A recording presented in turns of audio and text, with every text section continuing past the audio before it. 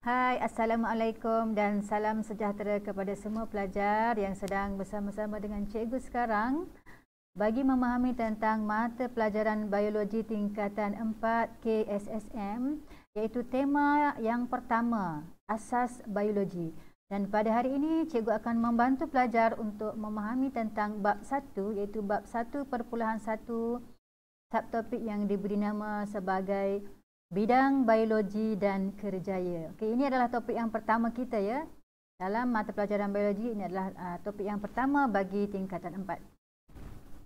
Baiklah, cikgu perkenalkan nama cikgu. Nama cikgu adalah Cikgu Ira binti Hasan, guru biologi daripada Sekolah Menengah Sains Jeli. Okey, jika pelajar-pelajar telah bersedia, jom kita mulakan dengan slide cikgu yang pertama, information yang cikgu ingin kongsikan. Yang pertama, iaitu tentang, pelajar perhatikan di sini, apakah biologi? Berasal daripada bahasa Yunani, iaitu bios dan logos. Bios bermaksud kehidupan, logos bermaksud kajian. Jadi biologi adalah kajian tentang kehidupan. Biologi juga adalah tentang kajian terperinci tentang benda hidup dan perkaitannya dengan persekitaran semula jadi. Jadi dalam biologi juga kita akan belajar untuk memahami struktur dan fungsi organisma di dalam alam sekitar. Contoh, apakah fungsi manusia kepada alam sekitar, apakah fungsi tumbuh-tumbuhan, haiwan kepada alam sekitar, dan apakah juga sumbangan alam sekitar kepada haiwan. Baiklah, itu perkenalan kepada istilah biologi. Jom kita teruskan dengan ilmu biologi yang seterusnya, iaitu bidang kajian dalam biologi. Dalam buku teks kita terdapat 5 bidang kajian ya pelajar-pelajar semua. Harap pelajar masih bersama-sama dengan cikgu ya. Bidang yang pertama iaitu bidang botani. Botani adalah bidang kajian mengenai hidupan tumbuhan, tumbuh-tumbuhan. Fisiologi tentang haiwan, iaitu fungsi dan mekanisme di dalam organisma. Kemudian yang ketiga, bidang ekologi, kajian mengenai interaksi antara organisma dan persekitarannya. Yang keempat adalah genetik, iaitu kajian mengenai pewarisan dan variasi genetik. Dan yang terakhir mikrobiologi, iaitu kajian mengenai mikroorganisma.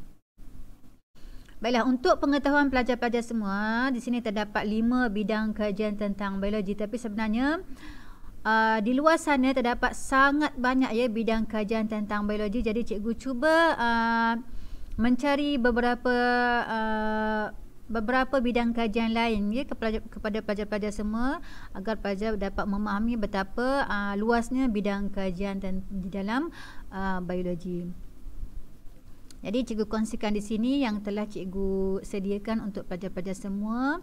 Lain-lain bidang di dalam kajian biologi seperti taksonomi. Taksonomi ni penamaan ya, penamaan organisma.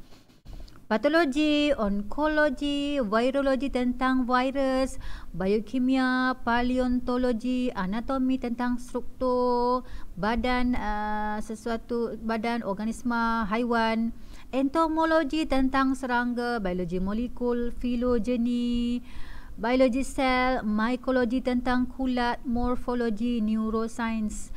Baiklah, pelajar boleh cuba mencari dan menggoogle ya di dalam internet apakah maksud tentang bidang-bidang yang cikgu tidak sebutkan, dan masih terdapat banyak lagi ya bidang di dalam internet. Kalau pelajar nak tahu lebih luas, pelajar boleh cuba cari ya.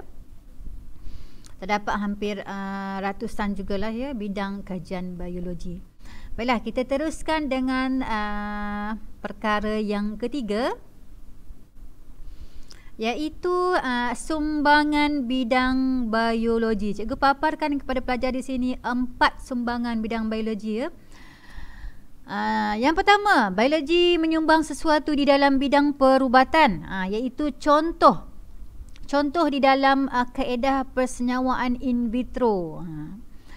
Pelajar akan belajar ya nanti perancangan keluarga juga menggunakan ilmu di dalam biologi, pembedahan plastik, terapi gen, dalam bidang farmasi iaitu pembuatan vitamin sintetik, vitamin buatan, sintetik bermaksud buatan, pembuatan vaksin, pembuatan hormon, contohnya hormon insulin untuk mengawal aras gula di dalam darah, dan juga pembuatan enzim, iaitu enzim buatan, enzim sintetik. Baiklah, bidang yang ketiga adalah bidang penghasilan makanan. Contohnya iaitu kita menggunakan mikroorganisma di dalam pembuatan keju, kicap, tapai, tempe dan lain-lain jenis makanan lah. Okey, kita menggunakan mikroorganisma. Kemudian bidang yang terakhir, sumbangan biologi dalam bidang perubatan, iaitu contoh tanaman dan haiwan transgenik.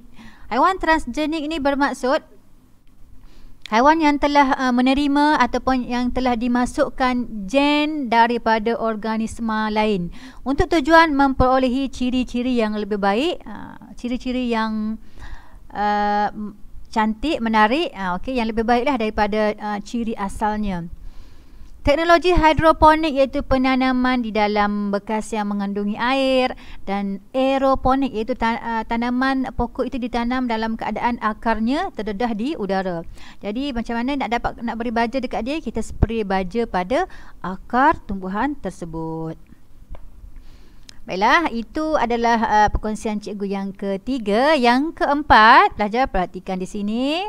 Cikgu kongsikan kerjaya dalam bidang biologi. Okey, sebenarnya sangat luas, sangat besar ya kerjaya di dalam biologi. Jika pelajar belajar biologi di tingkatan 4, 5 dan masuk ke peringkat matrikulasi dan di universiti juga sangat luas, sangat besar dan sangat banyak ilmu yang akan pelajar perolehi yang boleh diaplikasikan di dalam kehidupan, bukan sahaja di dalam kerjaya ya. Okey, terdapat dua contoh kerjaya dekat sini. Itu saya menggunakan teknologi untuk menghasilkan ubat-ubatan. Apakah bidang kerjaya saya?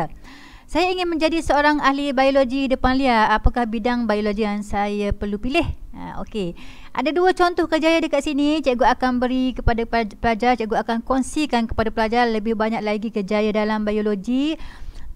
Okey, tetapi cikgu hanya beri nama je lah ya. Nanti pelajar boleh Google tengok lain-lain kerjaya dan juga apakah secara terperincinya kerjaya-kerjaya di sini yang cikgu paparkan.